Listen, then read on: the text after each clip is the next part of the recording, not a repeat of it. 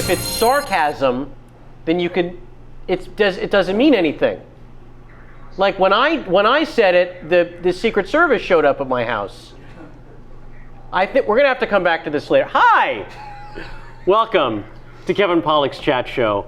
I am not Chat Show, nor am I Kevin Pollak. I'm Samm Levine. Once again, you've been duped. But that's okay. Life is full of surprises. I'm so glad that you could join us today. I think we have a terrific, wonderful guest for you. He couldn't make it, so the guy we got. Now you're gonna like him too. I'm just joshing around. I'm filling in for Kevin Pollak, who is still on location, on assignment in New York. We're not sure what he's doing, but I know someone who probably has a relatively good idea of what he's doing, and that's the wonderful Jamie Foxx. Hello, Jamie. Howdy. How you doing today? Wait a minute. Jason McIntyre texted me. Let's make sure it's not. He says the show is on the internet and we're okay. Oh, okay, terrific. Good. Usually he texts me with just like tragedy. Right. That's why I wanted to make There sure. was some concern. We are a few minutes after. Your question, Kevin. Yeah. Yes. Well, actually, I had the pleasure of. I'm even more convinced that Kevin's not working because he came home for 3 days. I had no idea about this. Yes, he came home. He's actually on a flight right now to go back to New York. He came home Thursday morning, and he was here Thursday, Friday, Saturday, and now he's on a plane back right now to continue filming this movie that I don't think exists because every time I talk to him, he's not working. Yeah. So wouldn't it be amazing if he turns out to be like the lead of this movie? I did find out. Well, he did have a good story though about Richard Gere, so maybe it isn't made up. Ooh, that he and I are obsessed with the same iced tea. Oh. That's okay. That's it. I did not expect that to be the story. That was it. That was the story. We're obsessed with this pure leaf tea that. Oh, not Arizona? No, it's not. Do they still make that? Arizona tea, yeah. They do. That's a shame. I have nothing against the Arizona people. But no, he's going back now to finish filming, and now because he had such a little bit of time off, he has to stay longer. I'm not buying any of this. No, I don't buy it either. Yeah. Well, how are you? How was your week? It went by. You know what's funny? Because like the week prior, I felt like it dragged, and then this week went by very quickly. Maybe it was because Kevin was here for half of it. I see. So there you go. Makes time fly. Yeah. We saw an excellent movie that I recommend to everyone, Hell or High Water, starring Jeff Bridges and Chris Pine and Ben Foster. It was really good. I have heard, and it has received high marks from everyone I've heard from, so it is definitely on my list. Yeah. And it should be on yours, Internet. Jamie and I rarely disagree on this sort of thing, even though I can't agree yet, but I'm sure I will. All right, if we have no other new business, I don't think we have any new business. In case I forget to say this at the end of the program, we are going to be off next week, no chat show. But then the following week, Sunday the 28th, Kevin will mercifully be back in this seat, and our guest is going to be the adorable, wonderful, talented, beautiful, lovely Sherry Appleby. So please tune in for that one. We're going to be talking about her hit series Unreal on Lifetime. But that's not for another 2 weeks. Right now, we have very pressing business, which I'm going to put off no longer. Let's clear my throat first. My guest today is far from a newcomer to show business. He is a third-generation performer who's made quite the name for himself by building up one hell of a resume with stage, film, and television credits. You might know him from his work on Parenthood, Joan of Arcadia, or Disney's Gravity Falls, but according to my research, his proudest moment came just a few weeks ago when he got to fulfill his lifelong dream of acting alongside me in an award-worthy episode of Comedy Central's Another Period. Please welcome Jason Ritter. Oh, thanks. Oh. I thought I was going to be the only one applauding. No. We've trained them properly. Okay. Yeah. Welcome to the show, buddy. Thank you so much for being here. Thanks for having me. Of course. Exciting. This is lovely. It is lovely. It is so nice to have you here. Thank you for being patient. I know we were a few minutes behind today, and you have many pressing obligations all over town. You're a very in-demand guy. Yeah, I pretend to be, yeah. Yeah. So I'm just going to ask you right off the bat. We do exhaustive research here on the show, and this thing just jumped out at me. According to the internet, your nickname is Jace the Ace from Outer Space. Yes, that is my nickname. Nicknames are typically shorter. I know, but if you choose a longer one, then no one will actually call you by it. You can't choose your own nickname. No, that's true. I didn't choose it. It was given to me by my parents. I see. Because when I was a baby, and also as an adult man, Yep. I tend to space out a lot. Oh. Or I think I get extremely focused on the thoughts inside my brain or shiny things. So they started calling me Jace the Ace from Outer Space. Yeah. Jace the Space Ace. I see. I've had many nicknames over the years, but that's I think that's there because when IMDb first came out, Simon and I were roommates, and we were like trying to make our own profiles. Yeah. And so I don't know if it's still there, but I think his says that his nickname is Simon Pasta Fazul, which is not his real nickname. It's not true. And also, just to our audiences, we were talking about Simon Helberg. Yes, of yes. The Big Bang Theory, but more specifically, one of your oldest pals. Yes, exactly. So I think that's where it came from. It's part of my. They're like, "What's your nickname?" I'm like, "Let me think of something funny." This is the actual. It's that I have a real problem with coming up with stuff on the spot. Sometimes. I understand. You know. No. I think Jace the Ace from Outer Space and Simon Pasta Fazul. It's Helberg, those are terrific names. Yeah. Yeah. What were some of the alternates that got rejected? Well, I've been called Critter, JR, Jay, Jace. I've been called. Okay, those are all actual nicknames. Oh yeah, see, I can't come up with some funny stuff on the spot. Yeah. This is just nonsense. Yeah. All right. So I mentioned in your intro that you are a third-generation performer. Oh, yeah. And when I told my parents, I was very happy to inform them that I had booked you officially on the show, and you're going to be my guest. My mother, God bless her, has to be the first person to go, "Oh my God, please tell him how much I loved his grandfather, Tex." Oh, that's nice. And I was like, all right. And so in my research, of course, Tex Ritter, a Western star, country singer, and your grandmother, Dorothy Faye, the leading lady of most of his movies. Yeah, that was, I guess I vaguely knew about that. But that's pretty crazy. It was before our time, so Indeed. We would only have to learn about them. We weren't going to be naturally exposed to these things, Right. It's fun kind of because he had already passed away by the time I was born, but there's all of these recordings and and songs and movies that I've been able to watch and sort of get a sense of who he was. So that's a nice part of that. Yeah. That's I love the generations of Hollywood. Like you got your Barrymores and your Houstons and your Ritters. we're in there. I love it. Thanks. No, absolutely. So let's take it back. Let's go back. Back in time. Let's go back in time to young Jason, who says I wanna go to NYU. I want to study at Tisch at NYU. Now, I gotta believe the acting bug, which is a real terrifying. A medical it's thing. Huge. It is an enormous. It's like that bug from Starship Troopers. It's exactly like that. Casper Van Dien has to ride the back of. Yep, that's exactly and what explode the with a acting grenade. bug looks like. That's what the acting bug looks So it's like. terrifying. Really avoid it if you can. Yeah. Well, the only way to keep it away is to continue acting. So the whole thing is to make sure that you're not bitten a second time by the acting bug. And I'm so glad that we can inform our younger viewers and watch listeners. out. It's very dangerous and painful. Hey kids, avoid the acting bug and the Noid. And the Noid, yeah. Avoid the Noid and the acting bug. Yeah. This is sound advice we're giving our listeners and viewers today. I do miss the Noid. There's a pretty great Nintendo game that was the Noid. No, by all means. It's hard as shit.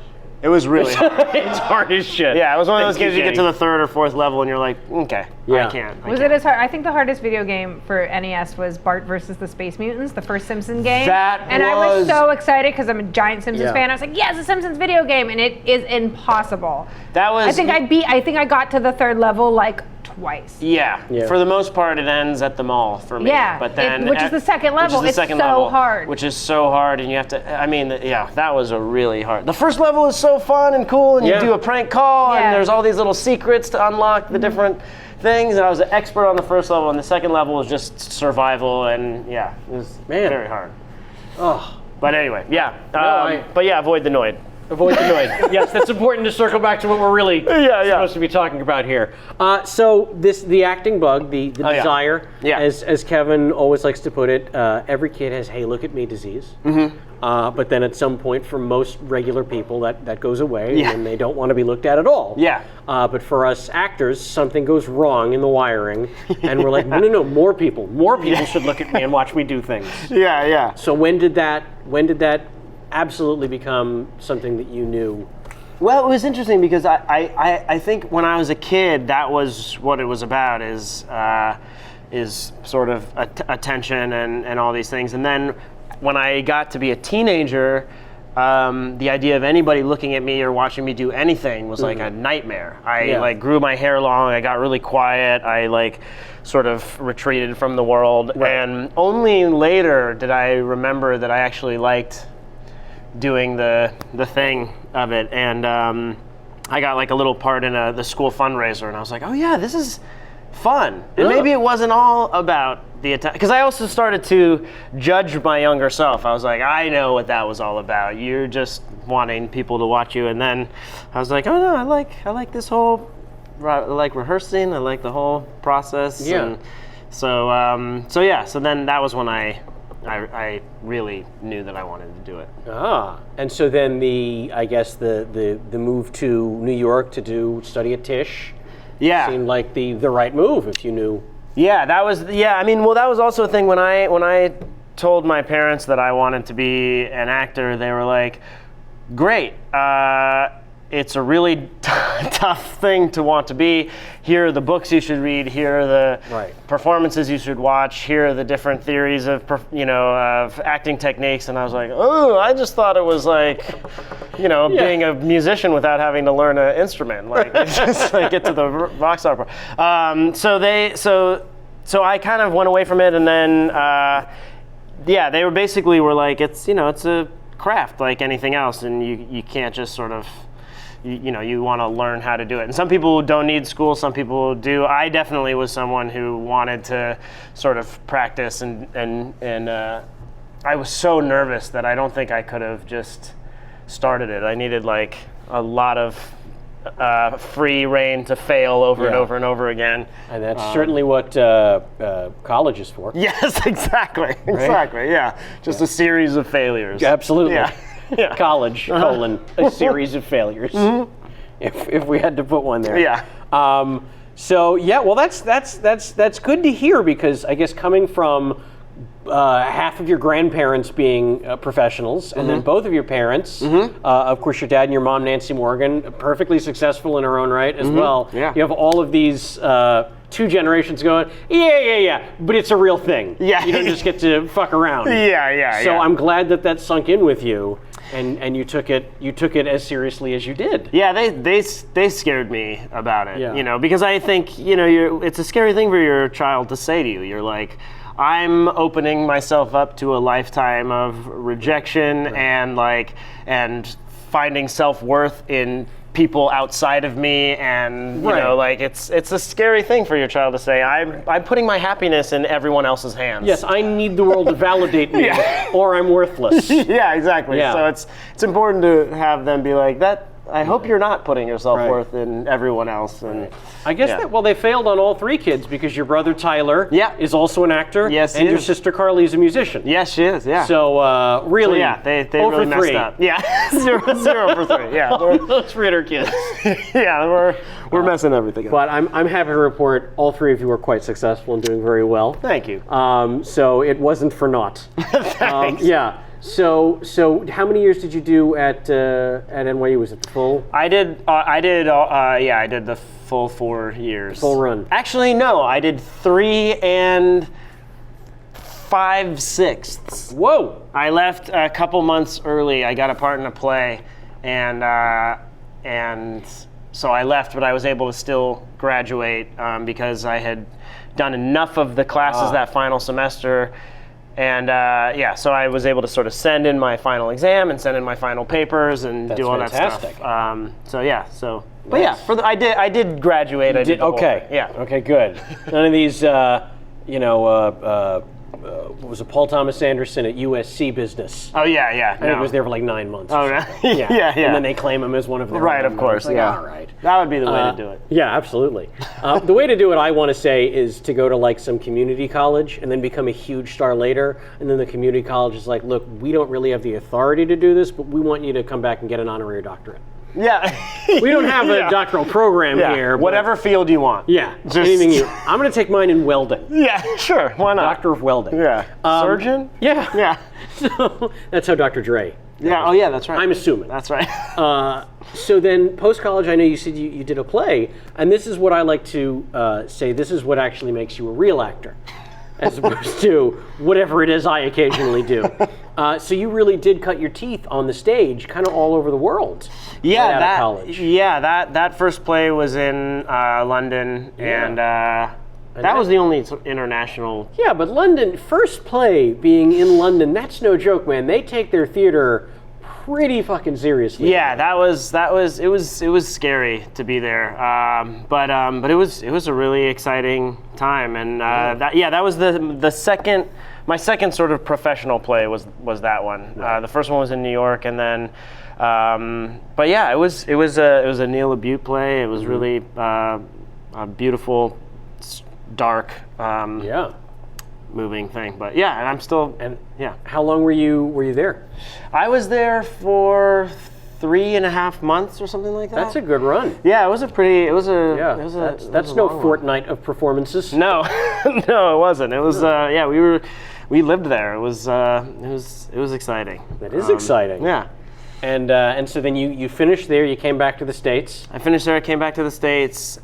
Started to panic. Now, were you still living in New York then? Did you come back to New York? I came back to New York and really sort of panicked fast because it was one thing when I was living in New York and I had a schedule. I was going to class. I was going to school. It was another thing just living in New York and trying to audition and stuff. And I quickly got overwhelmed and stressed out, and so I moved back home to Los Angeles, where all my friends and family were, where it's much more pleasant to be unemployed. It's so nice. This really has to be the nation's capital of relaxed unemployment. Yes, exactly. Especially in the creative field. Yeah, it's true. Yeah, there was something about New York that was so, like, everyone's walking around. They're like, I'm a high functioning human being, and I'm, if you're not doing something, it feels like you're falling behind there. And also, I'm from here, so it was nicer to be back. Of course.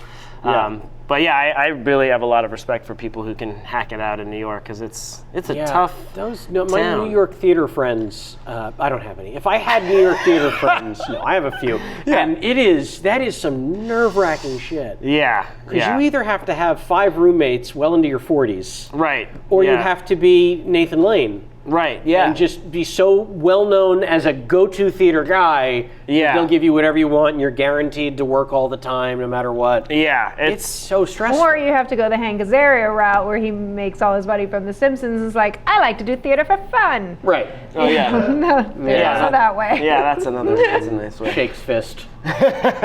Yeah, no, that is definitely the toughest route an actor can give to themselves, because also to be Broadway famous is a completely separate beast. Oh yeah. Than being famous or known for movies or TV. Yeah. It's a world into itself, and I mean, it's kind of been amazing to see Hamilton sort of break out and sweep the whole the country. mainstream. Yeah, because I think for the most part, people don't hear about the beautiful, incredible performances and plays outside of New York. Outside of the tri-state area, I like to say. Yeah. Really, that's all Broadway ever gets to do. But no, on that one, it certainly broke out, and that's quite nice of them. Okay, so now you're back here in LA. Yeah. You're a young man.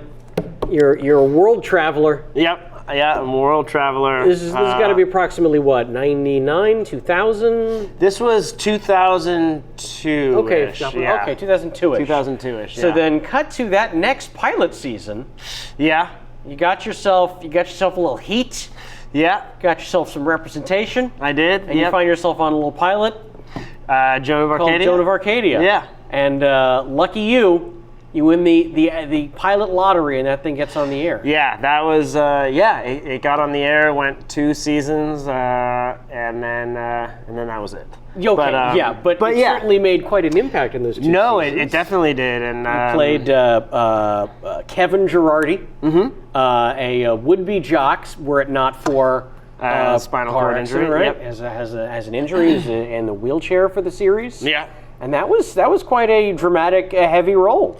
Yeah, it was. I mean, it was interesting. You know, I think one of the things that I really liked about that script is and the whole show is that here's this young woman who is talking to God, and she's surrounded by people. My father, who's a cop, who sees terrible things every day, to my character, who feels like, you know, he's still mourning the loss of his life that he imagined for himself, Sure. and so. You know, people who would have either complicated or non-existent relationships with God, and so it was interesting to have the character of God enter a world that's as complicated as the world is, and sort of satisfying to be able, as that character that Amber Tamlin played so wonderfully, to be like, I have a couple questions for you, sir. Yeah. Or ma'am, whoever she, you know, Right, God appeared as case many different was people. that week. Yeah, exactly. Yeah. So yeah, I loved that show, and I loved what it sort of explored and represented, and I How had a great comfortable time. was the move then to on-camera, you know, a television production? That was it was an intense time, because we started to work. I felt I had known Mary Steenburgen, who played my mother previously, and she's one of the loveliest human beings in the entire universe. That is So all I've ever heard. yeah, so I definitely sort of leaned on her a lot for comfort, and then, but very quickly we became sort of a real family, and everyone was really supportive, and it was a super complicated time, because also my dad passed away around that time, and so that whole family kind of like swooped in, and Joe Mantegna and everyone kind of really, like, you know, it was weird to have that have a tragedy, and the first time, like, I had to do all this press and all this stuff. Joan of Arcadia was basically coming out around the same time, and so it was like, you know, it was super weird to have a very private thing and also be in the most public arena that I'd ever been in. But yeah, it was amazing. It was a really amazing time, and everyone was so nice. You know, I felt super lucky, because, you know, as you come to find out, there are times where you're on sets with people who are not the best to be around, and that one, it was just all comfort and love at all times, which was nice. And Joe Mantegna also just a monster. Just a total monster. Just a total monster. Yeah. Former guest of the show, and as anyone who has ever met One him. of the first guests too. I think Oh, really? he was like the 3rd or 4th guest. Oh wow. Yeah. We should have him back. He's such a good man. He's such amazing. a good dude. Yeah. And I'm very jealous that you got to have Mary Steenburgen and Joe Mantegna as television parents. Yeah, it was pretty incredible. Yeah, that's nice. So, but you guys did do 2 full seasons. Yeah. Of that show. That's like 45 episodes, I think, when all was said and done. Yeah, it was around. Yeah, That's like a good 2 years of your life. Yeah. It was a huge, and it was a really kind of interesting. For my first sort of journey through the machine of television, it was interesting to have this show that went really well initially, and then you know, people, I don't know, for whatever reason, shows, I don't know what happened. Yeah. People seem to really still like it, but it was strange to go from like this exciting new show to, you know, we're struggling with the ratings. What's happening? Why aren't people watching it? But the people who watched it all the way through seemed to really like it, and every once in a while people still come up and say that they like that show. Yeah, I read a lot of articles because you know, I'm brilliant. And, You are. Or thank you. No, or as Eugene Merman would say, because I have the money. when people talk about shows that were, that should have gone longer than they have, after they say Freaks and Geeks and Firefly and My So-Called Life, Joan of Arcadia is often in that conversation. Oh, wow. That's cool. I remembered when it was on, and I'd certainly seen a number of the episodes, and then when I was doing my research, I could not believe that it was only 2 seasons. Yeah, and it was my first time that I realized that, because we had our season 2 finale was basically, it ended with, get ready for season 3, because it's going to be crazy. And then I was like, actually, never mind. Yeah. And I didn't know that I thought, I didn't realize that shows really just get canceled in the middle. Because Freaks and Geeks had a beautiful ending. I guess you guys knew that. We knew that it was probably going to get canceled. They should do that more. Because there are shows, especially there are mystery shows, or there are shows where they've set up things and then they never get paid off because all the writers think we're coming back, or they don't, No, I remember watching it. Joan of Arcadia ended with quite a cliffhanger. Yeah, there was a new sort of villain character that was maybe, the devil, maybe, or someone else who talks to God but has nefarious. Wentworth Miller desires. So great, and so it was a bummer, but what can you do? That's what fan fiction is for. Yeah, exactly, and I've written most of it. Fantastic. Yeah. So, all right, so that was an intense, dramatic. I mean, it had its moments of levity, but certainly most of the stuff that you were doing were these heavy, dramatic scenes of the life that could have been and all that. And so I know from the research, and this was fascinating to me to learn this about you, was that you had a legitimate fear, a terrifying fear of comedy, of having to do comedy. Oh yeah. And that's crazy to me because you are so funny. Thanks. That's nice of you to say. You are so wonderfully funny. Thank you. And to know that that you had this fear that you had to conquer in the 2006 comedy called The Class, this sitcom called The Class, which the story of that, talk about show business weirdness. Oh yeah. This is a pilot that had high marks all over it. Yeah. It came from David Crane and James Burrows. Yeah.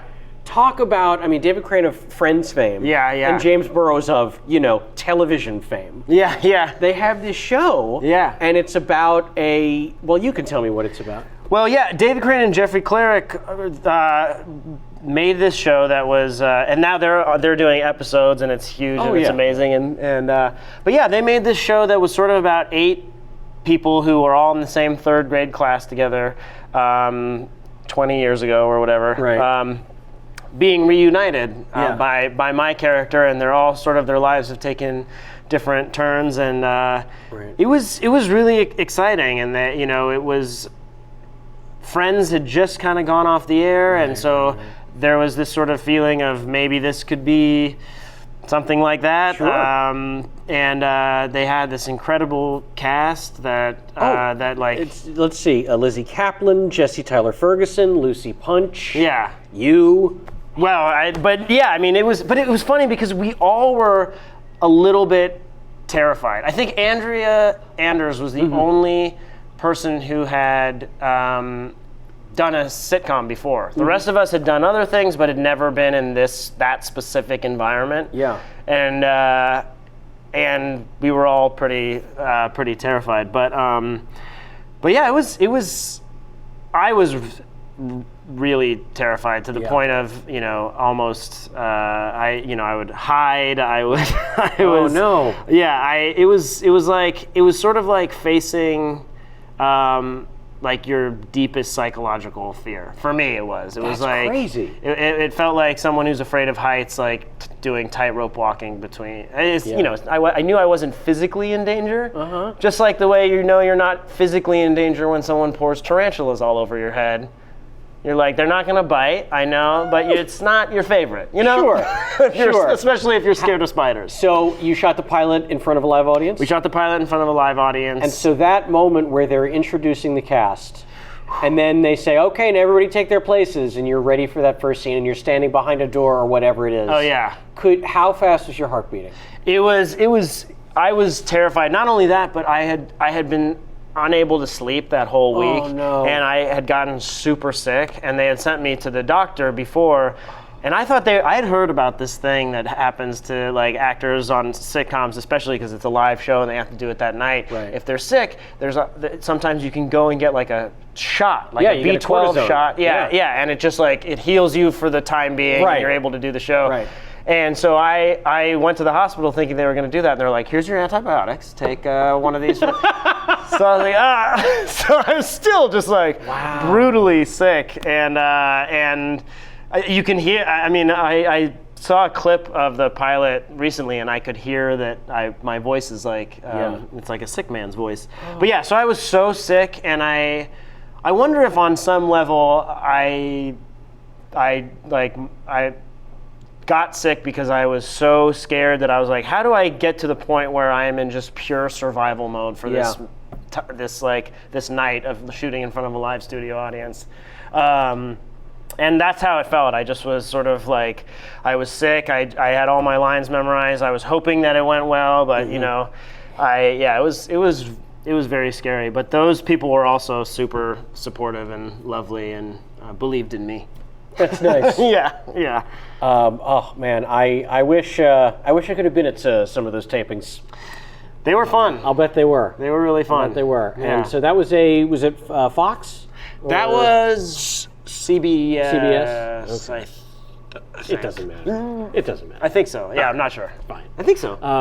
But unfortunately, that one and you can never. There's no formula. There's no answer. Yeah, you never know. You never know. But that was how many episodes total was it? We did 19, I think. That's a weird number. Yeah, we did 12, and then they said the first sort of scary sign was that, you do 12, and then they say we'll pick up the back 9 or 13, and so you get to 22. But they picked up the back 6. They're like, we'll do some. And they're like, oh, thanks. On Freaks and Geeks, they picked up the back 1 and then the back 4. Oh, yeah. So, yeah. Love that. These are not numbers. Yeah. They just assume that you haven't heard that 9 is the number. They're like, this is the back. This is what we call it. There's only one. Actually, we found 4 more back there somewhere. Yep. Yeah. We kicked over a rock. There were these extra strips just laying around. They scampered around. We caught some of them. Thought we should shoot those. That's. And I didn't 100% find the ratings, but even this was 2006. Even then, this show still had like 3-4 million viewers. Yeah, that's the weird thing. And like, so network TV has different requirements for what's a hit show. Yeah. Especially not even cable, but now with like Amazon and Netflix, where it's just like it's a mystery. Do people like it or not? Are people talking about it? It doesn't exactly matter that you're not getting 16 million now viewers. 4 million, you are absolutely winning your time slot by a wide margin. Yeah, exactly. Yeah, and I just wish that the times could be more like they used to be. That's all I'm really saying. I agree. No, I'm not. Well, but you did it. You conquered your comedy fears. Yes, and you got 19 episodes of that under your belt. Yeah, and that had to have felt pretty damn good. That was nice. That was really nice. Yeah.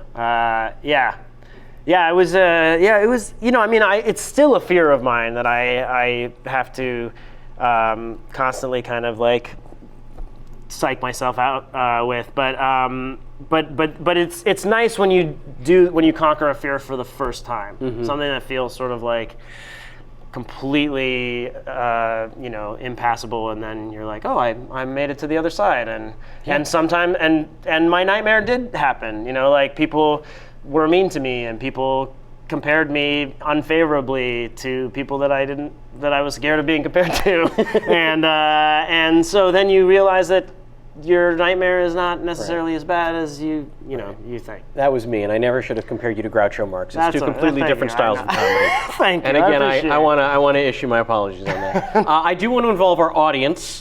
On this, and some of them did submit some lovely questions. And if you are watching and you have access to the chat room, please don't be shy. Send your questions in. The wonderful Jamie Foxx will filter the bad ones out and send me the good ones. I'm looking at you, Internet. And let's see. We had some questions here. Okay, well, we like to jump around. Yeah. And we're definitely going to jump around here. That's cool. So, question for JR from @Wang's Chop. Okay. Wings Chop Magazine, that's W-E-N-G, Wings Chop, wants to know, what's it like working on Drunk History? We want shocking details. Now, I know in the research you've been on 5 episodes, maybe more. I have any more also of was this in upcoming. some of the original earlier shorts, that's right. Yeah. So Jeremy Connor, who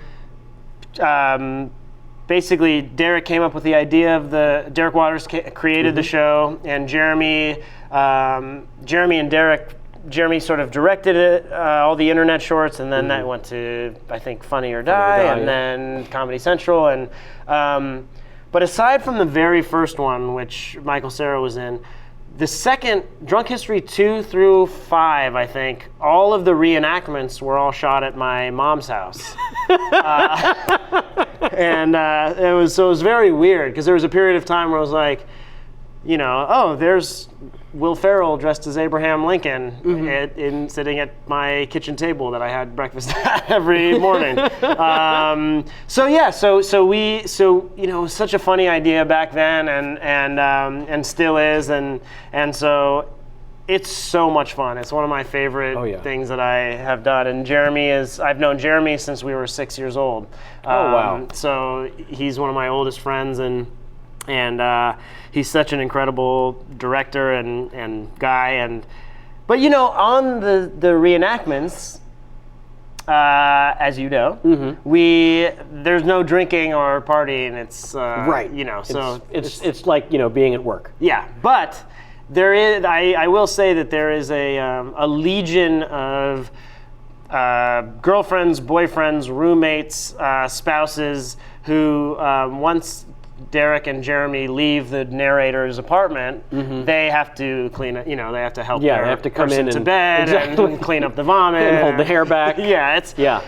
People do really get smashed on those things, and it's funny. Anytime I see someone on the internet be like, I don't know if they're really drunk. It's like, no, that's real vomit. They don't have they don't have a CGI budget to up it a little bit. Right. No, it's all super real and intense, and there's a price paid. Right, and also you can always tell when an actor is just acting drunk.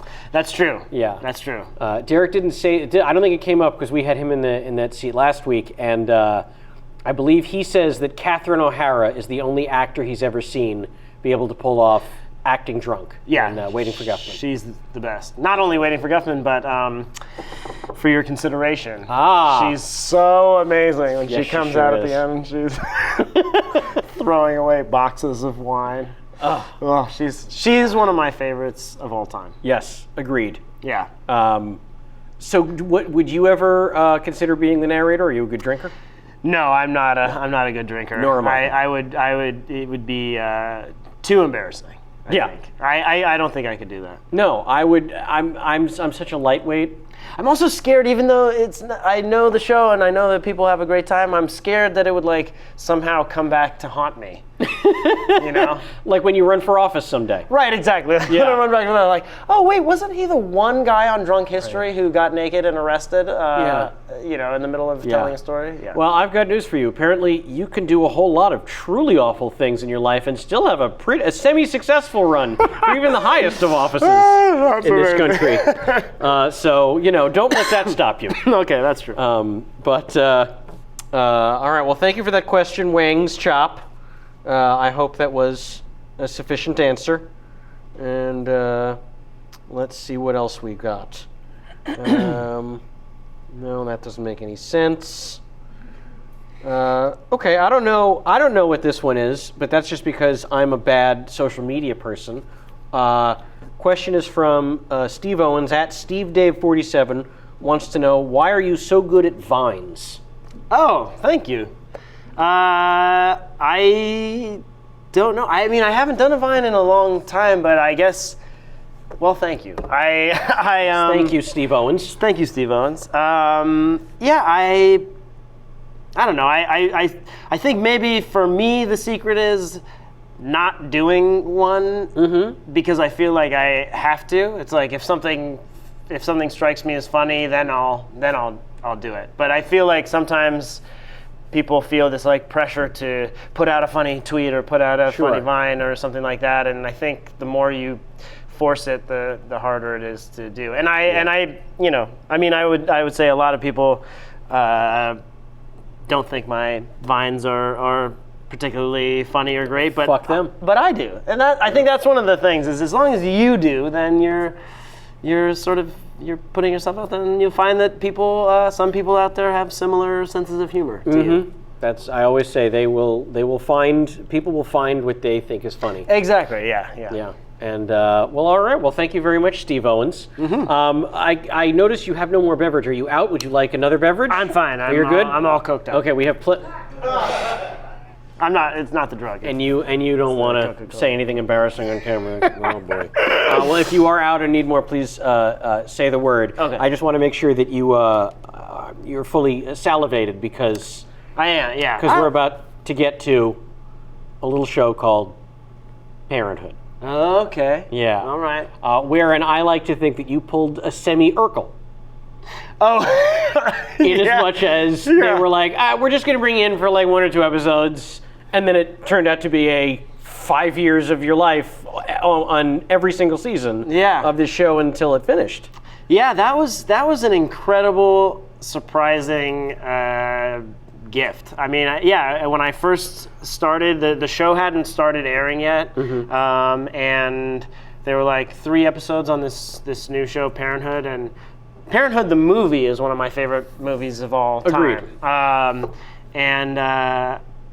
And so I was super excited and super nervous. Was that an audition thing? Did you had a relationship? They reached out? How did it go? I don't know how it initially happened, actually. I didn't audition for that somehow. Lovely. I had just done a guest episode of, not a guest episode. I had just been on at one episode of the show Mercy that was, that had Taylor Schilling and Michelle Trachtenberg, and they were all nurses at this hospital, and not nurses, doctors. That was very sexist of me. Well, they're also very young. They are very young. I don't think necessarily sex has much to do with it. Or maybe they were. Oh, shoot. Anyway.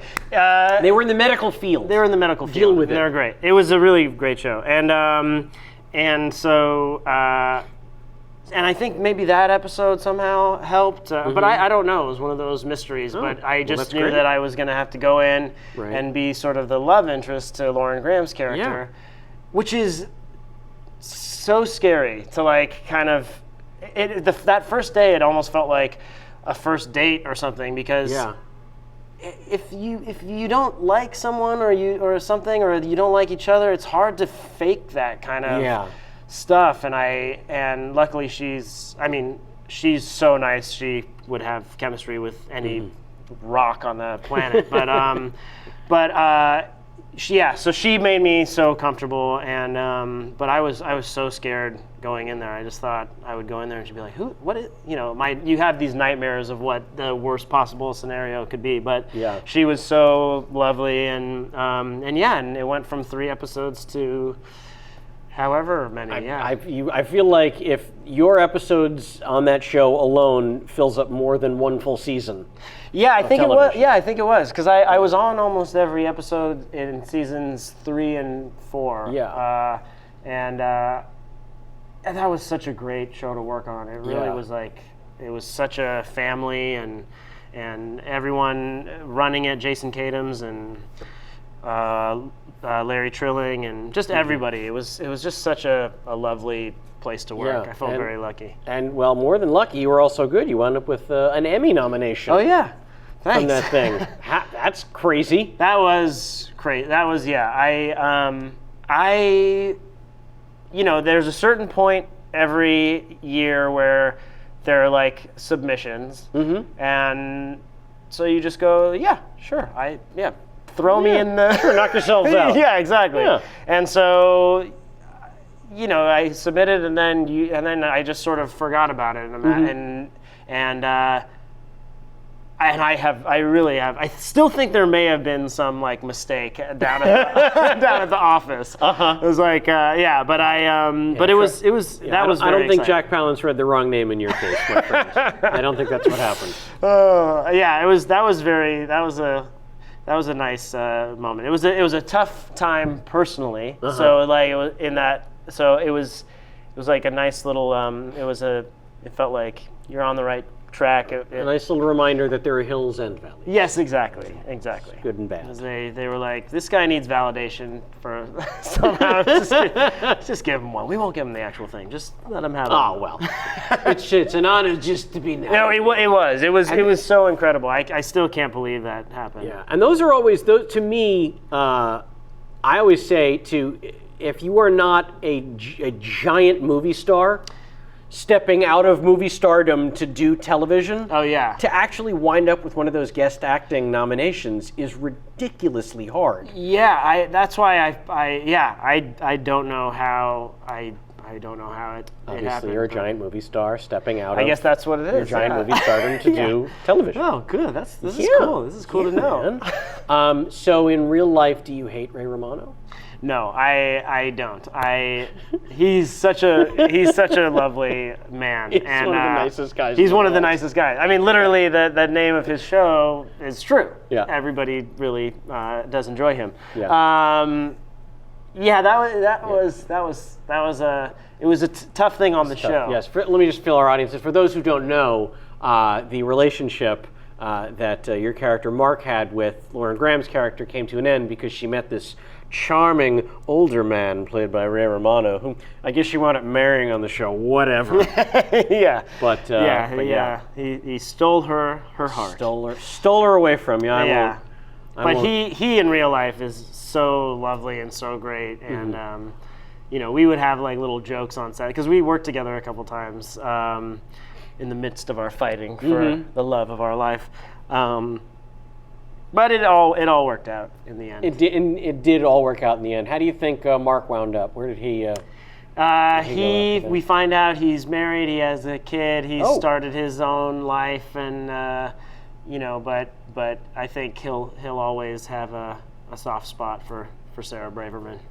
And why wouldn't he? Yeah, I think it's probably one of those things where, like, he came home from one of the episodes, and they're like, his wife is like, "So was Sarah there tonight?" And he's like, "It's not baby. It's you still love her." No, I don't. Yeah. That's exactly how it goes down. Yeah, I'm certain of it. All right, let's get on that fan fiction right now.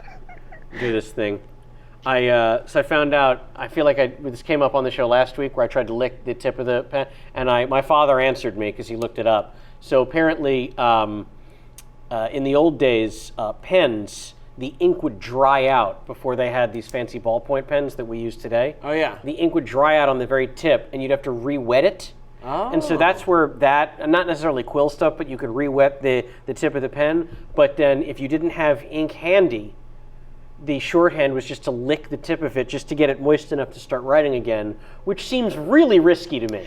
How many people do you think went out to their taverns, but before they went out, they just drew a little line on their tongue and then just sat around like, "Oh yeah, I was just writing a book, just to show off." Oh, that line? Yeah. It was just the ink was drying, and I just been writing this thing. Yeah, I'm not illiterate or anything. I think this line is pretty clear. Yeah. That I'm college educated, and I know what I'm doing when I'm just licking a lot of quills. So. Pen to paper. So anyway, how do you feel about that whiskey? Yeah, exactly. Can I buy you some Drambuie? Exactly. Young lady. Oh, yeah, man. no, that's what I would have done. Yeah, exactly. Mom, just put the line there. Come on, I want to try just to find... trust me. I want to find a young lass to bring home to you. You could actually write a book, son. Too hard. I'm so glad we could have that aside. Yeah, I never knew that. Well, and I didn't know it either until last week. Now, I said I wanted to involve the audience, and I lied. And I did not lie. Okay. They're involved, so now I believe it is time. We haven't done this in a while. I hope you're ready up there with the T5 intro. You let me know when you're ready up there because I have a T5 for our guest. You're ready? Well, then roll that intro. T5, T5, T5. Okay, you will let me know when it's done. It's over. Well, then hats off and thank you to the lovely Dave Keckner. I feel like we haven't seen you in far too long. Aww. And we miss you and love you. That's right, Dave Keckner just introed your T5. Oh, hey. So here it is. This is a T5. It's a rapid fire, 5 questions. This or that, Coke or Pepsi. No wrong answers. And thank you to Martha S. Shout out to Martha. Our first fan. What's that? She was our first fan. She was our first fan. Yes. And remains. She's our Mel. Like if we were Flight of the Conchord, she'd be Mel. Oh, nice. She would be our Mel. Well, thank you so much, Martha.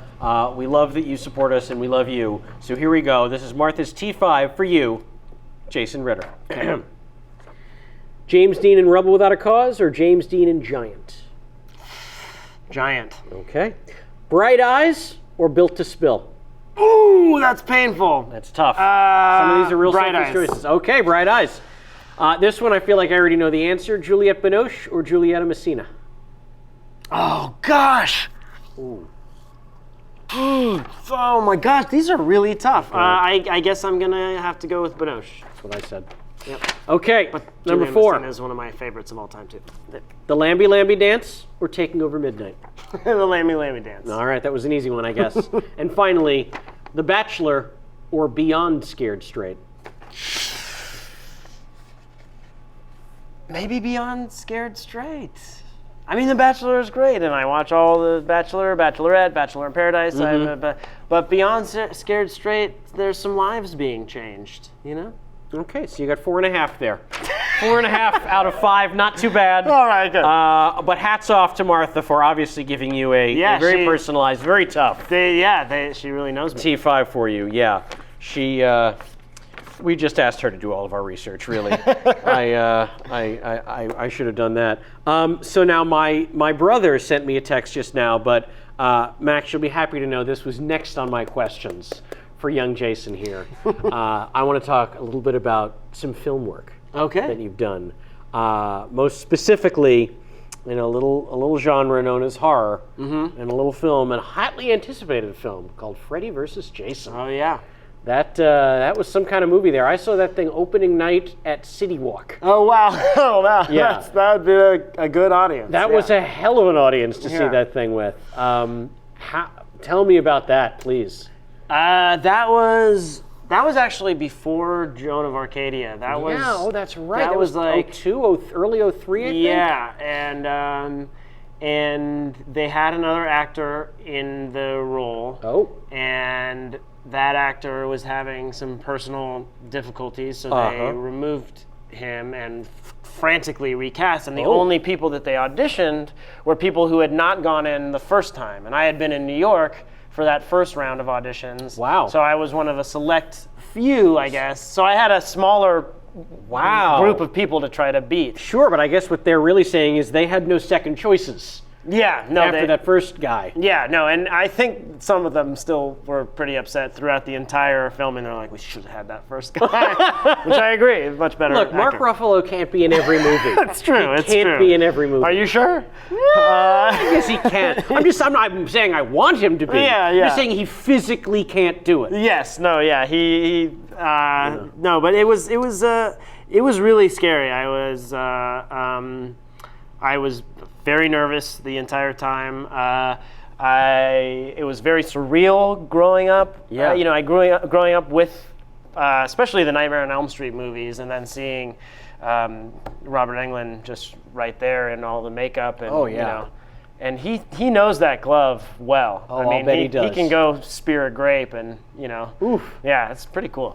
That was wild, and it was huge. I mean, huge budget, and explosions, and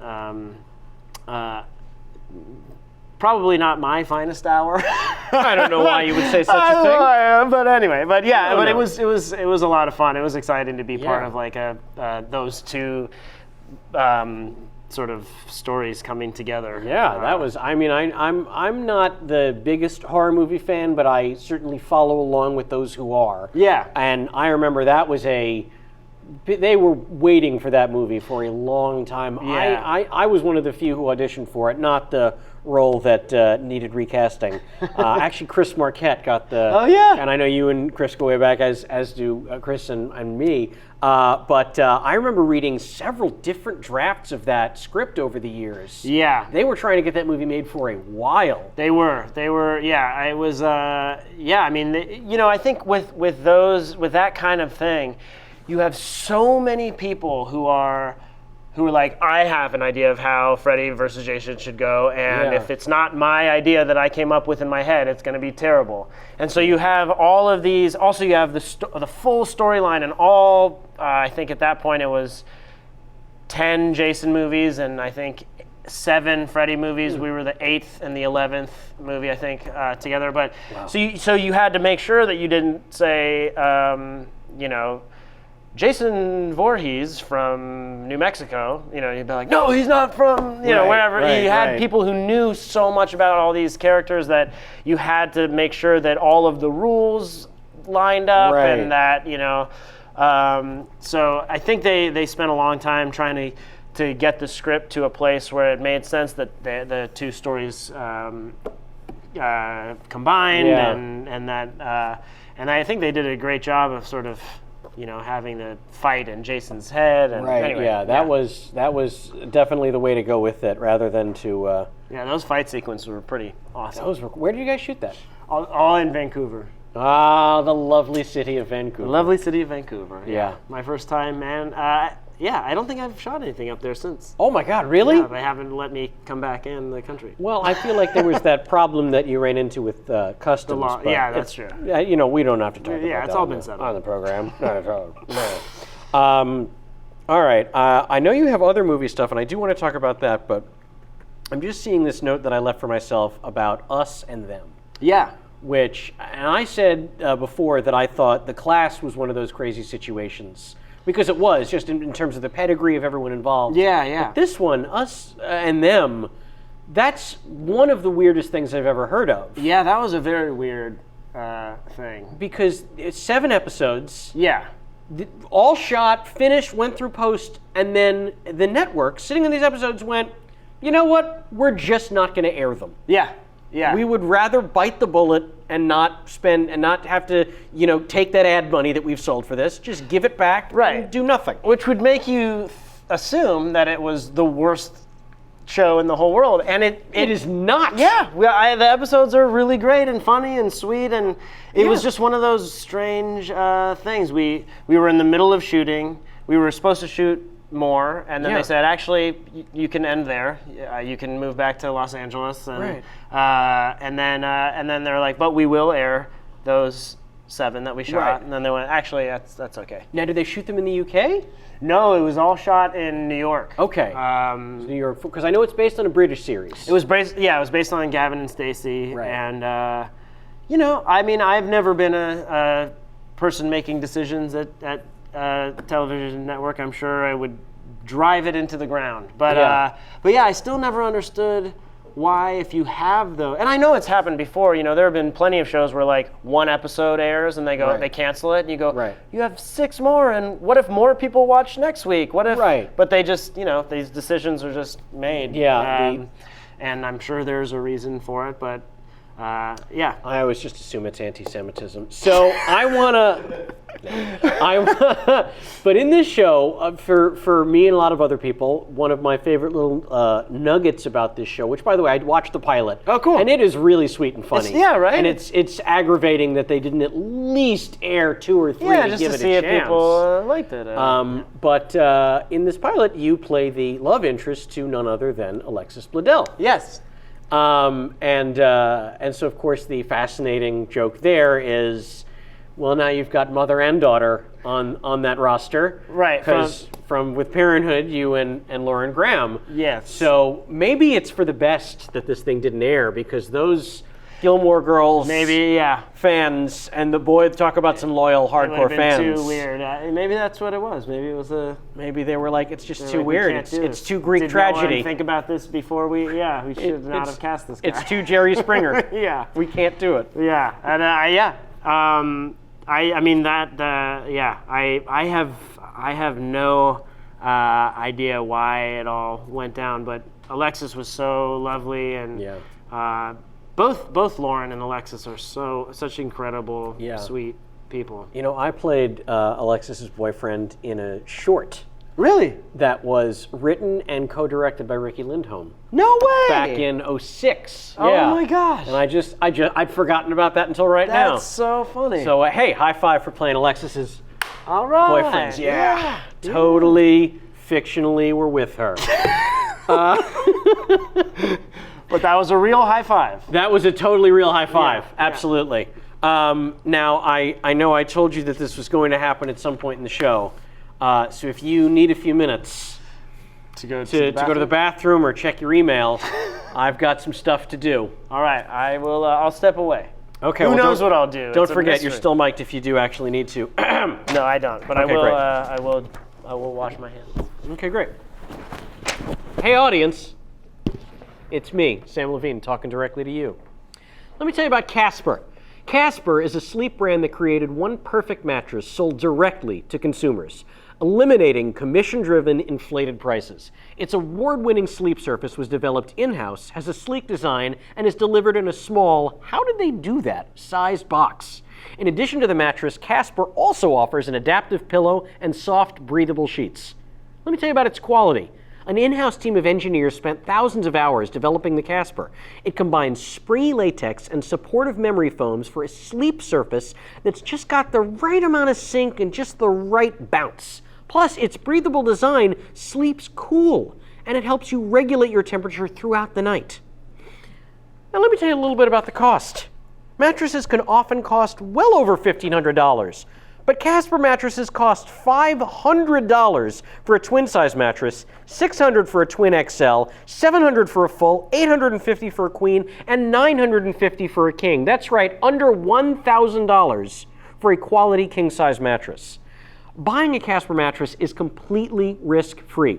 Casper offers free delivery and free returns with a 100-night in-home trial. 100 nights. So if on night 88 you're like, I don't know, Casper's going to take it back. Free returns. If you don't love it, they'll pick it up and refund you everything. Casper understands the importance of truly sleeping on a mattress before you commit, especially considering you're going to spend a third of your life on it. That's right, a third of your life. So here we go. The Casper is an obsessively engineered mattress at a shockingly fair price. It combines springy latex and supportive memory foam to create an award-winning sleep surface with just the right sink and bounce. Time magazine named the Casper one of the best inventions of 2015.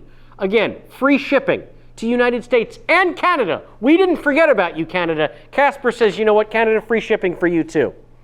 You can try it 100 nights, risk-free, in your own home. If you don't love it, they'll do all the hard work. They'll pick it up, they'll refund you everything. It is made right here in North America, in the United States. And here's the best part. If you are a listener of this show, and we know you are, you can get $50 towards any mattress purchase by visiting Casper.com/Kevin and using the offer code Kevin. I feel like you didn't hear me. You're going to get $50 off if you go to Casper.com/Kevin and use the offer code Kevin. Terms and conditions apply, but do yourself a favor. If you need a new mattress, go to Casper. Guess what? Today's show is also sponsored by Howl FM. It's like Netflix for podcasts. Howl has just added a bunch of new ad-free archives from top podcasts. Binge on 6 seasons of classic and quirky public radio show Wiretap with Jonathan Goldstein for a mix of funny and unpredictable stories and conversations. You can hear the first season of The Worst Idea of All Time. 2 New Zealand-based comedians watched the Adam Sandler movie Grown Ups 2 every week for a full year. This podcast documents their struggle. That is one of the funniest concepts for a podcast I've ever heard. I listened to one episode, and boy, do you need to also. Howl also features exclusivity on all the archives of The Art of Wrestling with Colt Cabana, Never Not Funny with Jimmy Pardo, and of course WTF with Mark Maron. In addition to all those archives, you can get exclusive access to more than 150 hours of original miniseries and audio documentaries and over 100 comedy albums. If you have somehow not signed up for Howl yet, you can use the code Kevin when you check out on howl.fm to get a free month of Howl Premium. After your full month of a free trial, it's only $4.99 per month to get all that exclusive content on your iPhone, Android, and on the web. So to redeem your promo code, make sure you create an account on the web at howl.fm and enter Kevin at checkout. That's HOWL.FM. Use the promo code Kevin for a 1-month free trial of Howl Premium. Oh boy, do it and do it now. Now this is normally where I would say to my guest, sorry for having to do that, but my guest has walked away from the table. Oh, there he is. I see him in my periphery. That's fine. You cross right back in here, young man. All right. I know I said that would take 5 minutes, but I feel like I got it down to a solid 3:45, maybe 4:15 there. Oh boy, that was exciting. Did you have fun in the men's room? I just washed my hands. You know what? Cleanliness is next to godliness. Yeah. So I appreciate that thoroughly. And I see you've gone to the water. You've switched over. I got the water, yeah. You've switched over. You don't need any more of that pure cane sugar in your system. No. Gotta hydrate and spill on myself. No, it's going to be fine. All right, so I know I threatened you with more movie talk. Oh, yeah. But now we're going to talk about some of the indies that you've great. done. And boy, have you been in quite a lot of these indies. I have. You are the Parker Posey of indies of the aughts and teens. I like to think. Thank you. I appreciate that. It's quite a resume. But here's what I think is the through line of your independent film resume: is it's really because you don't know how to say no to good friends. Well, that is a true fact about me. But I really love, some of the indie movies that I've done have been my favorite. I was about to say, but you're very lucky in that these friends are very talented. Yes, there you go. Okay, you've gotten very lucky that you've been bullied into doing good independent movies. Yes, exactly. Okay, there you go. But you wind up in so many of them because these are lifelong friends of yours. I know we talked about this off the air and then a little bit at the top. So Simon Helberg and his wife, Jocelyn Town. Between the two of them, you've been in 2 of their films. Yes. Then they directed each. Yeah, exactly. So the first one, I Am I. Yeah. Jocelyn, I've known for years and years and years before her and Simon were together, and before she and Simon were together. It's important to be grammatically correct.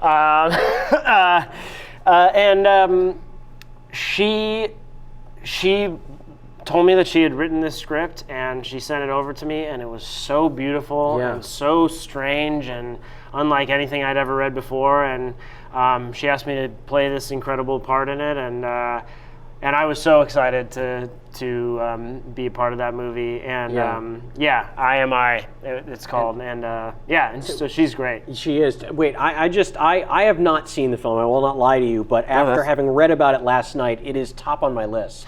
Yeah, it's super beautiful. I mean, Please tell our audience what it's about. Jocelyn, who wrote it and also is the main character in it, her father has been sort of absent from her life for most of it, and her mother dies, and her father comes to the funeral, and she sort of comes to understand that her father is suffering from a mental disorder that makes him basically think that it's 20, 30 years ago.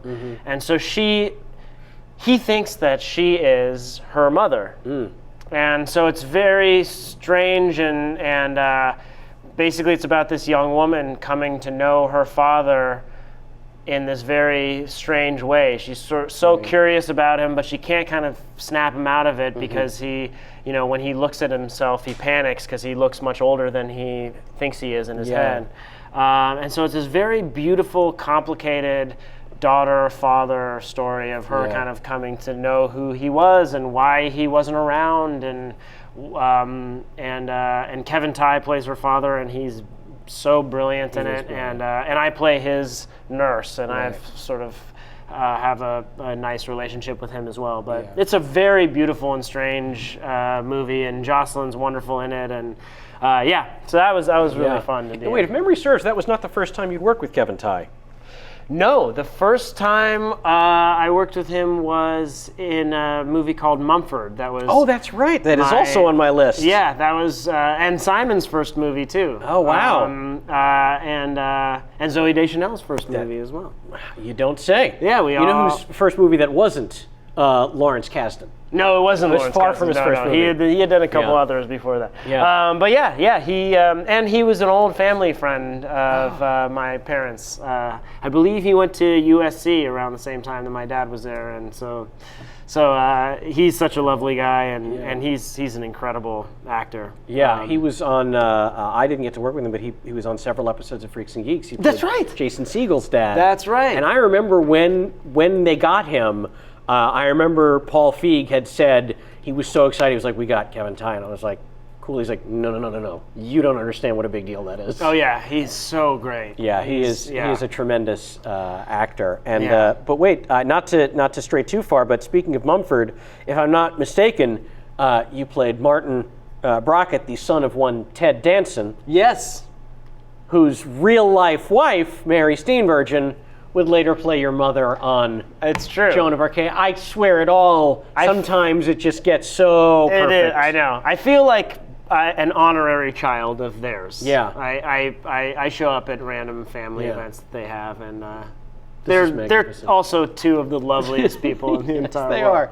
So in this life, just to be clear, you are the hybrid, almost real-life child of both Mary Steenburgen and Ted Danson. Yes, exactly. And you have also slept with the mother and daughter combination of I've the dated. Gilmore Girls. We don't have to get into the physical, what happened, what didn't You've had happen. an intimate relationship. I've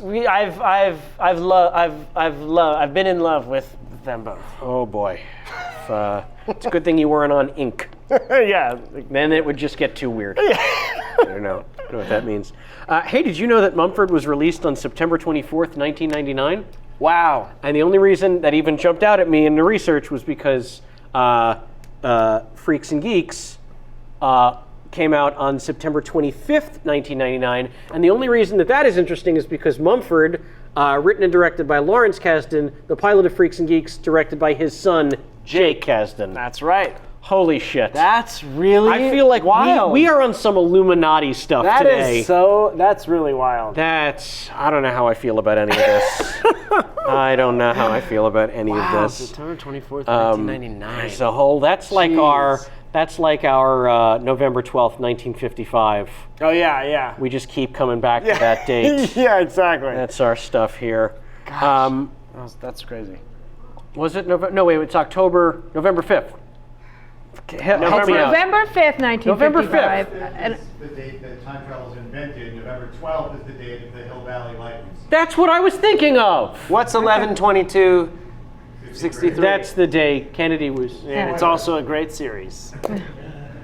And October 21st, 2015 is the future date. Oh yeah, that's Right. This Okay. just No. happened. Well, I'm Okay. glad I wasn't thinking of it because no, it was. We gotta We got to clarify. No, I appreciate the clarity. I do appreciate the clarity. But it's Doc who says November 12th. There must be some cosmic significance about that date. Or it could just be a huge coincidence. I'm going to lean towards the first one because I like cosmic significance. All right, so IMI followed some years later with Simon's directorial debut. Yeah. In a film he wrote that is loosely based on how he and Jocelyn wound up together, We'll Never Yeah. Have Paris. We'll Never Have Paris. And that one I have seen. All right. And it is quite a good movie and very sweet and fun. Yes. And you are in that one as well. I am. Because they just said, hey, we're making a movie, call Jason. Yes, exactly. We need him again. Yeah.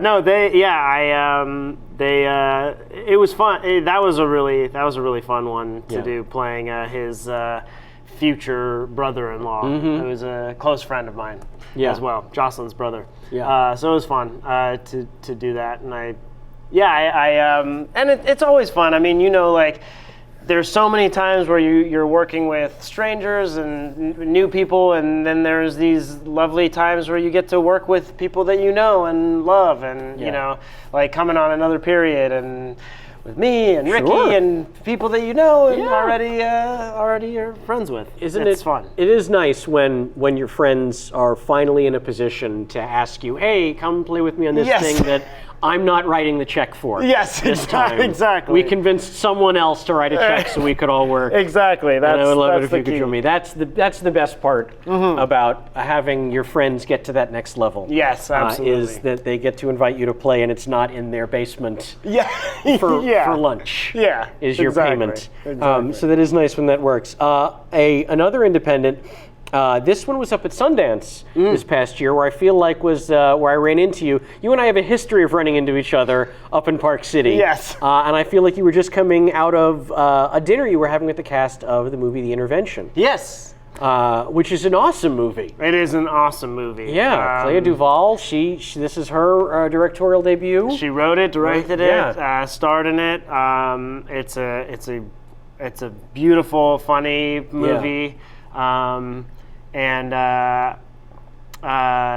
It's really great. And Clea and Natasha Leone and Melanie Linsky, my real life girlfriend, and also we play a couple in the movie, which was less awkward than me playing her brother in Simon's movie. Indeed.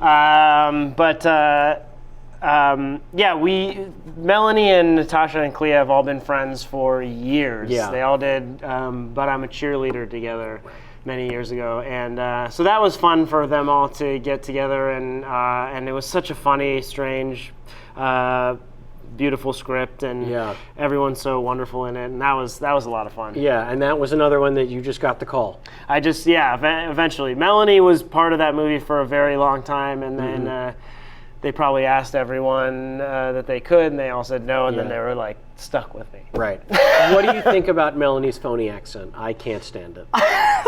What do you mean? What about it? No. She's got to be from like Michigan. I know, it's wild. I mean, she's from New Zealand, but she's been cast as an American 98% of the time. Yeah. So by now, it's just she just has When you got hear it her down. speak with her New Zealand accent, that sounds fake. that to sounds people. fake to me. I'm like, you're putting that on. Yeah, you're trying to sound fancy. Yeah. Exactly. No.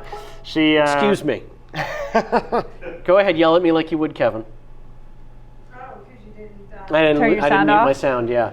What, do the lights just kick on in here? What the? But it was weird is because when I clicked the to unmute this, Yeah. that's exactly when the lights did that, Oh, and I was weird. like, did Stop I do doing that? that. I'm like 11.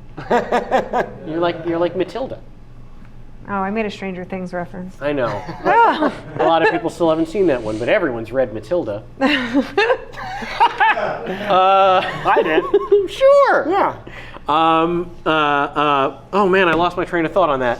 Oh yes, no, we were talking about Melanie Linsky and her silly accent, which was really just a goofy aside. Yes, We don't need to focus on that, but the jig is up, Melanie. Yeah. We know. Get it together. You're from Michigan. All right, let's see. A very thoughtful question from Martha. I'm going to ask the question. I'm not even going to proofread this. Okay. I'm going to sight read this. So boy, I hope it's a good one, Martha. Okay. The Lion's Mouth Opens is such an intensely personal film that it's difficult to construct a question about it. But it's such an important film. I don't want to leave it out of the conversation. What are you comfortable sharing about the process of that film, or what do you want people to know about the film and or about Mariana Polka? Thank you for asking that question. The Lion's Mouth Opens is a documentary that's about Mariana Polka, who is a filmmaker, writer, director, actor, close personal friend of mine. Basically, in her family, there's Huntington's disease in her family, which is something that I didn't know that much about until I met her. Basically, it's a genetic disorder that was described to me. The easiest way that I was able to sort of latch onto it is, it's almost like Parkinson's and Alzheimer's in one terrible disease. So you slowly lose control of your mind, and you lose control of your body, and then eventually it will kill you. But it's extremely gradual. It takes 30 years sometimes of a slow decline. So it's one of the most awful diseases that I have ever heard about. Not that you can really quantify that kind of thing, but it's terrible, and it runs through families. And if your parent has it, you have a 50% chance of inheriting it. If you don't have the gene, you can't pass it on to your entire branch of the family is free and clear of Huntington's. If you do have the gene, you will become symptomatic, and you have a 50% chance of passing it on to your offspring. So once there was a huge breakthrough in this century with Huntington's disease where they found the gene. They can now identify what it is, and now they've been working on doing gene silencing and all sorts of incredible advancements in medical technology. But there's this sort of test that you can do to find out whether you have the gene or not. And it's a difficult thing for people to choose because everyone wants to know that they don't have it. So this thing hanging over their head of, do I have the same fate as my father or my mother who had this disease? Everyone wants to hear that they don't have it. But if you find out that you do have it, it can be very devastating. And so a lot of people just are like, I don't want to know. I just want to live my life, and I don't want to know, and I'll deal with it if it happens. And so it's, which was Mariana's feeling for many years, and a couple of years ago she decided that she wanted to get tested. She wanted to find out, and the documentary is about that process of her getting her test results back and what they are and how and what it means to her and the people around her, including me. But it's a beautiful documentary. It's on HBO. I think it just got nominated for an Emmy, which is really exciting. And it's pretty incredible. And what I would say to people who are wondering about it or wanting to know what to do, there's an organization called Huntington's Disease Society of America, and they can donate to that. The exciting thing is there have been huge advancements. It's like I really believe that with all of the work that Michael J. Fox put into Parkinson's, all these diseases are.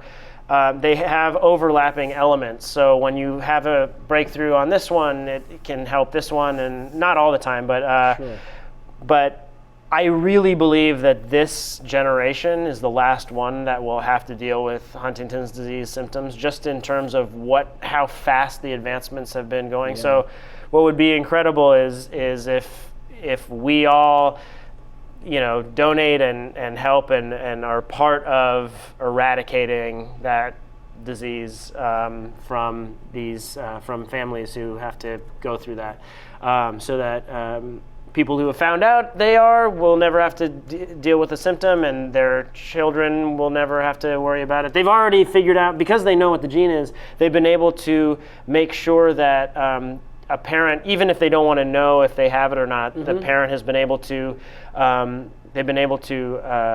make sure that their child does not have the gene. Oh, wow. So that it's ending here. That's so that's a really exciting breakthrough, breakthrough, and things like that are happening every day, and it would be fun to read in an article that Huntington's disease is no longer a worry of the world, and to go, I gave $20 to that, and so I'm part of that solution. That is an extremely noble cause, absolutely. Yeah. And so that's what that's about. Well, wow, Thank you, Martha. Thank you. you. That is, in fact, a very thoughtful question, and something of a downer. So maybe, I don't know, next time a little heads up. I think the only thing that can take us back is maybe you telling me a little bit about what it's like to work with Oliver Stone, playing Jeb fucking Bush in W. That was, you talk about, I've talked a couple times about being terrified versus being comfortable working with friends and things like that. This was one of the ones where I was absolutely terrified, and I knew I had gotten the job months in advance. Ooh. And so I had a lot of time to panic and freak out. I read so much about Jeb Bush and his life, and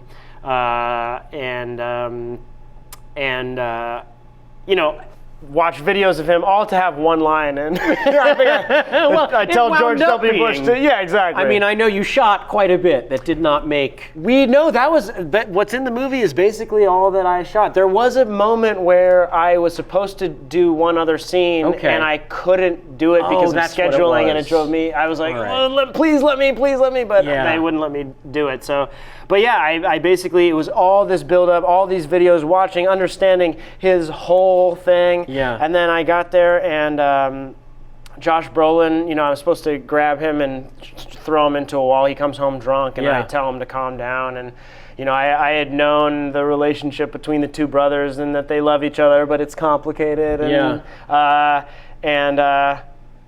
so I grabbed him. I said, "Calm down," and they were like, "All right, thanks. You can go home." And I was like, "Oh, that's it." It was very terrifying. But Oliver was very nice to me, and I was in a scene with it was Josh and then James Cromwell and Ellen Burstyn. He was George Sr. and Barbara Bush was Ellen Burstyn. And so, for me in those moments, you feel like you're going to do the first rehearsal, and they're going to go, "All right, well, we certainly have 3 actors in this room.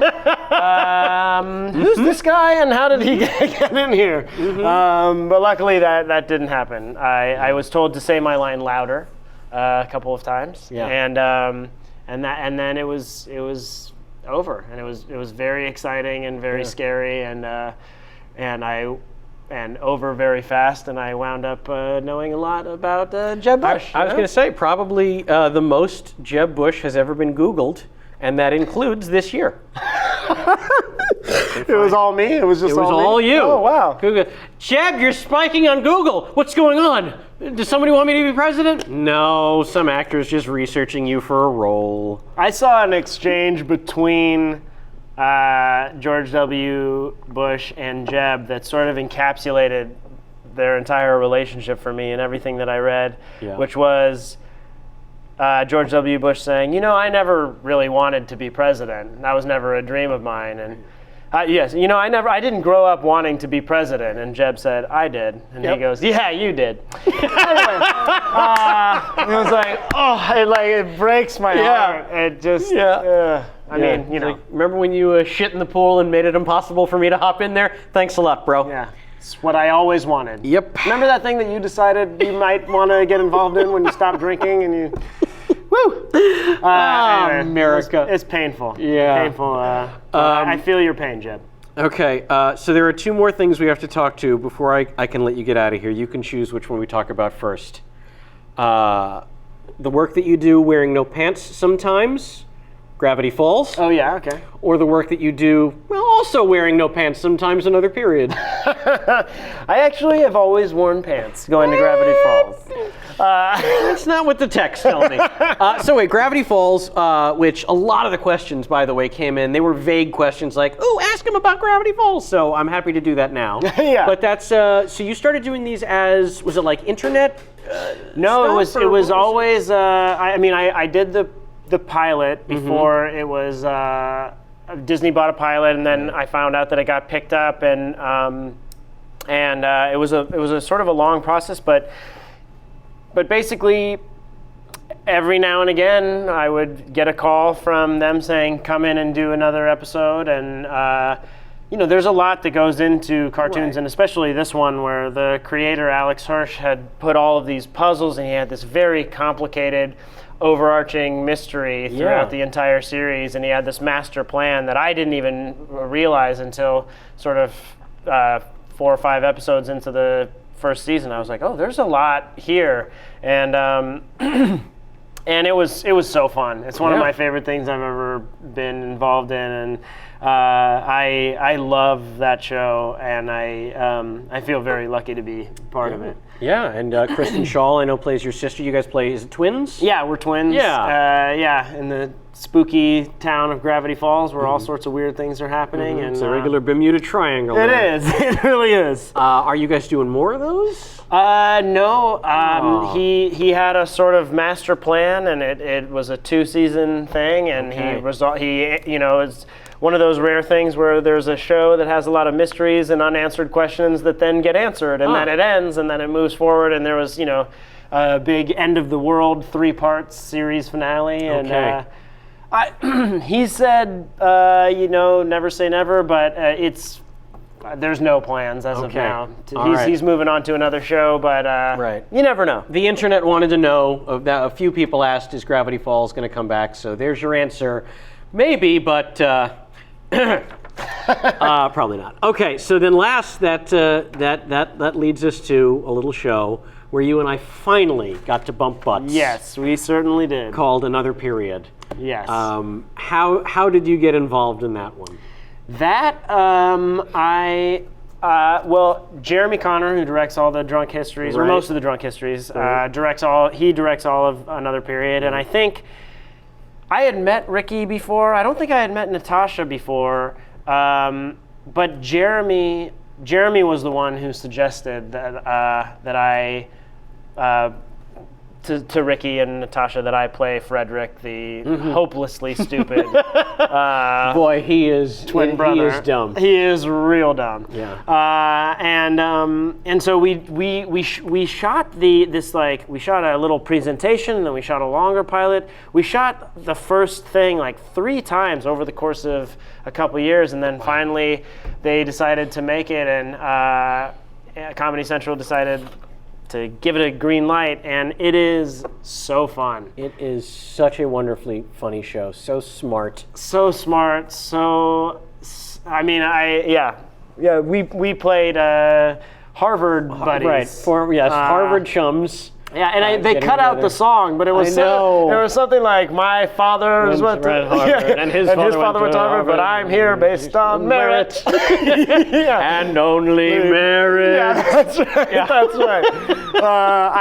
It's such a great show, and I love the commentary that it makes. I loved the whole hatchet debate in an earlier episode of, the only thing that can stop one guy with a hatchet is a good guy with a hatchet, which is true. It's like bigger boys with bigger nails. Yeah, yeah, exactly. I'm a bigger boy with bigger nails. Yeah. It's really so funny. It is. It is so funny. And it's fun. It's fun. Oh, it was great We go fun. and we just laugh all day. Yeah, you just wear very outdated clothing. Yeah. Which is always there's the look of wearing a mid or an early 20th century getup and then being on your cell phone. Yeah, I know. It's great to me. It's so surreal working there because you walk around and everything's like very period, and then and then people are opening packets of goldfish and eating pretzels. Yep. And, right? I don't know when pretzels were made. Probably. I don't know. The Germans. The Germans. invented pretzels. Right. Bavaria. Well, I will say this about you on that show. That is a show I'm a big fan of. I've never missed an episode, and I think one of the things that you do on that show as Frederick, it's not just that you are dumb, because so many actors will make the mistake of playing a dumb character as he doesn't have anything going on in his head. Oh yeah. But the wise move that you have made with Frederick is not only does he have so much going on in his head, he thinks he is the smartest person in every room that he's in. Yeah. Well, he's also been given everything that he wants. Yeah. I once basically Jeremy and I were talking at a certain point. We realized that he probably had to be trained to just keep his mouth closed. I think otherwise he just would be like a totally slack-jawed. But yeah, everything he says, there are certain people who have had a lot handed to them in life who then believe that they've deserved everything that they have gotten. Certainly. And then they decide that the sky's the limit, and they can, I love that Frederick has moved from, a senator to vice president, and it's just been propped up by all these people around him, and he thinks, of course, that he's done there. Of course. Yeah, it's all due to his merit. Well, I like I said, I love that show. I love watching you on it, and I think seeing you on it, it is pretty clear that the fear you had of doing comedy was completely meritless. Thank you, sir. That's So, very nice of you to say. You are I terrific on it, as appreciate is everyone else, and it was such a treat getting to finally work with you since we've known each other. I know, for years, and it's one of those deals where it's like, oh, how'd you guys meet? What did you work on together? Nothing. Yeah, actually, Which is nothing ridiculous. until now. Until now. Yes. And we did it. We conquered it. I feel like that episode's probably on demand still. Yeah, The title absolutely. is Harvard. Yeah. So if you want to see the two of us goofing off, check out Harvard on Demand. Yep. Well, I believe we have covered just about all of my notes here. All right. You've been very thorough. Good. Oh, real quick, I did miss this. Damn it. Okay, we're still good on time. We could talk about this for a second. Girls, the HBO yeah. series, which I asked you about personally in real life when That's we were true. working on the show. Yeah. Because I was curious. That's got to be fun. That is so fun. Going to New York and doing that. Going to New York and doing that, and it's Yeah.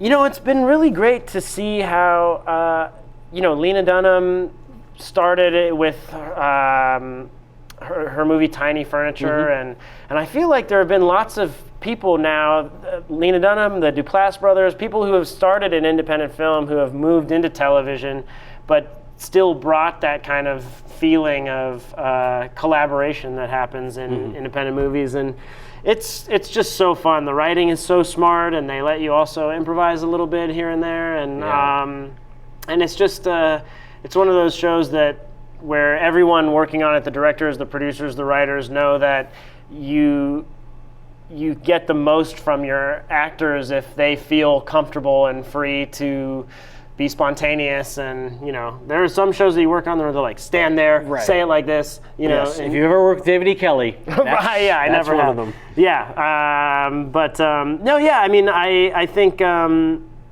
it can be intense, but that was such a great group of people, and I loved working with them. And, That's terrific. And Zasha is so funny and so great, and such a strange, wonderful character that she's come up with. Yeah. Shoshana. Arguably, maybe the only redeeming character of the show. She's the only one that I could kind of like. Everyone else is horrible. I think they're all pretty I horrible. hate watch that show Yeah. because it's like every character is so self-centered and horrific, and it's like, oh, these people really like it. No one's Right. really like this, are they? But maybe people they are really like that. Maybe I mean, 20-year-olds are. Yeah, I think people kind of really are like that, especially all the 24-year-olds That's what I mean. I know. Like, I'm sure But that's it's a also what I generation love thing. about the show, and even the character that I played, even though I was playing him, there were times where I was like, I don't know if I like this guy or I don't. But that's every character. Like I watch it, like am I supposed to like this person? I don't think so. But that's, Yeah. and I think that's one of the That's why it interesting things makes it about it, because unique. so many television shows are like, these are the characters you like, these are the characters you don't like. Or there's a gem like Always Sunny where they're all despicable and you root for them. Yeah, there's that too. Yeah. That's a great show. Yeah. Oh. But I had a great time working on that. Well, good. I'm happy to hear that it was a pleasant experience. Yes. it Again. was. All right. Jamal, any last questions for our guest? No, From you or the fans? everyone is pleased. You talked about Gravity Falls, another Okay. period. Martha's great. questions were brilliant as Let me always. see if I have anything else in my notes. Oh, it says here, your father was apparently a big television and movie star, but we'll get to that another time. I can't thank you enough. You're almost out of here.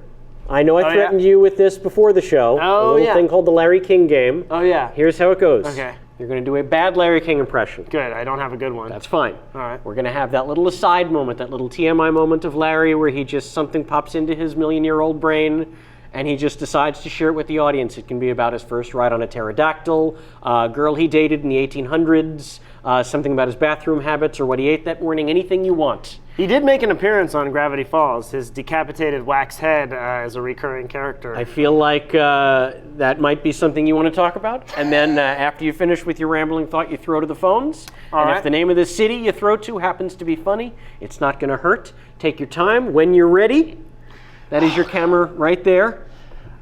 You go down the barrel. There's no way to fail at this game. Okay. Well, start here.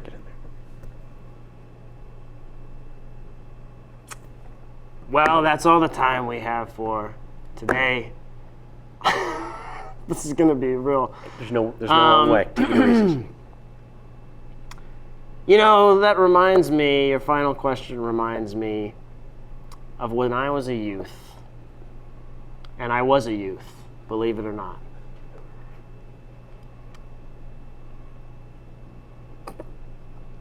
There's no way to fail. Before I was Larry King, when I was just Larry Prince Jr. Let's go to the phones. We have Hackensack, New Jersey. Hey, Hackensack. Larry Prince Jr. I love Look it. at that came to me. Oh, my goodness. But a full 20-second pause. That's the key of improv. He was the king of the pauses, though. Yeah, That's just part of the bad impression. Incorporate it. Yes, exactly. Absolutely. Thank you so much. You are a mensch. Thanks for driving all the way out here to the beautiful West Side Comedy Theater on a Sunday afternoon. Thank you for having me. My pleasure. Please sit there for 1 minute while I wrap things up. Absolutely. For our audience at home, that is it. Thank you for tuning in to this episode of Kevin Pollak's Chat Show sans Kevin Pollak. I have a lot of people in this room to thank because there is absolutely physically no possible way I could have done this show without them. Starting with sitting in for our very own Jason McIntyre, Rune Kincaid, running our TriCaster up there. Thank you very much, Rune. You did a great job. Dr. Kenny Chen, of course, running our cameras and, I don't know, running me out of this town. Mike Duman, back here. Nice to see you again, Mike. Brian McCauley, back with us again this week. Nice to see you, Brian. Corey Levin, you sweet, sexy social media master, you.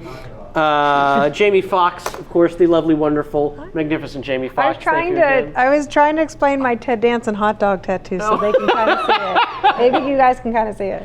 Well, we can see it very clearly. I meant the audience. I know. Samantha Ward, covering our makeup today, making us look beautiful. Like I said, the gang here at the West Side Theater for hosting us. Thank you so much, as always. And last but not least, Chat Show himself, Kevin Pollak. Thank you for letting me sit in here and run the ship ashore yet again. I swear one of these days it's going to be smooth sailing right out to sea. So I said this at the top of the show, but if you're still listening, no show next week. We're all taking a little vacation, but we will be back on August the 28th with Shiri Appleby. And so I feel like I've covered just about everything. So until next time, fuck off.